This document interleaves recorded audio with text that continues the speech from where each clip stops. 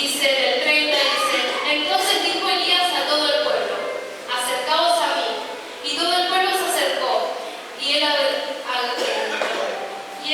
arregló el altar de Jehová que estaba arruinado.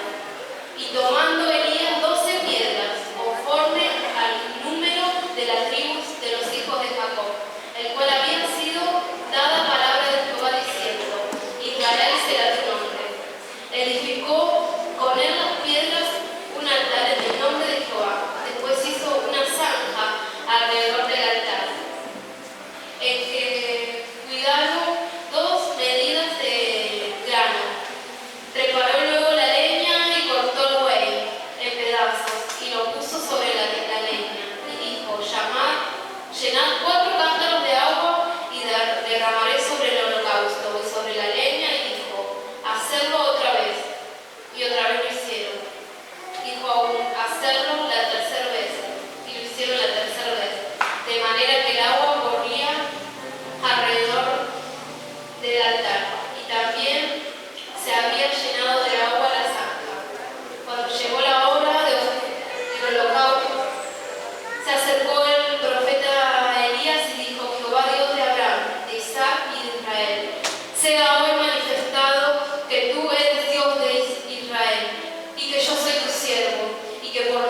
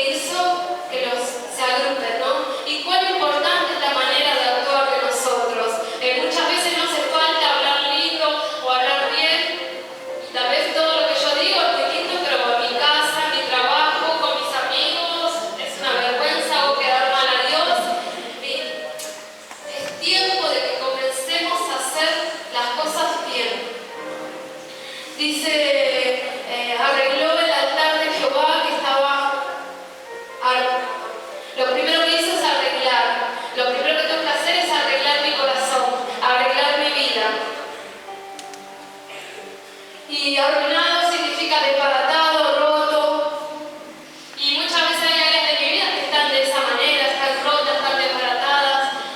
Yo tengo que saber que no es ser medio cristiano, no es, bueno, esto está bien, esto está más o menos, pero Dios, sí, Dios te ama, el amor de Dios cubre multitud de pecados, lo sabemos, y está todo bien, pero Dios exige un poco más porque quiere bendecirte aún más. Esto está perfecto para el nuevo y lo amamos, sí, el Señor es verdad, la misericordia de Dios te alcanza como me alcanzó a mí, como los alcanzó a ustedes, pero es tiempo de más. Y yo me gozo en Dios. Lo que hoy hablaba la pastora, a mí me confirma lo que el Espíritu Santo me viene hablando desde el primer día que me dijo, vas a predicar vos. Porque yo dije, Señor, yo quiero una palabra diferente, porque está lindo, está bárbaro, pero yo quiero algo nuevo. Y yo me acuerdo que me puse a orar y esa noche yo me quedé en vigilia y oré, y cuando me di cuenta, había pasado un montón. Y yo, bueno, había leído a través de la palabra, Dios sanaba mi corazón. Cosas que a veces uno va dejando y son heridas que van quedando y si no te das cuenta en el momento, esas heridas quedan ahí. Y esa noche fue una noche muy linda, la presencia de Dios. Y me fui a dormir y Dios me decía, yo me levanté con la palabra holocausto. Y yo no entendía, ¿viste? Entonces fui a la Biblia, fui a la compu, puse holocausto, ¿no? Y ahí me decía esto, ¿no? Que nosotros somos holocausto. ¿Y cómo estamos? ¿Cómo está ordenado nuestro holocausto que le entregamos la ofrenda? ¿Nuestro cuerpo es la ofrenda? ¿Está ordenada? ¿Está en orden? ¿O hay cosas que están mal? Yo quiero decirte que solamente con una vida ordenada, solo el fuego de Dios viene y desciende. Solo con una vida ordenada puede reinar y puede el fuego descender. Si no, uno elimina al Espíritu Santo. O sea, no es que Dios no te escuchó, no es que Dios no. Es que hay algo que no está bien en vos. Por eso lo importante es el examinarse, ¿no? Y Dios se hizo presente recién cuando el altar estaba ordenado. ¿Cómo está tu altar? ¿Cómo está tu vida?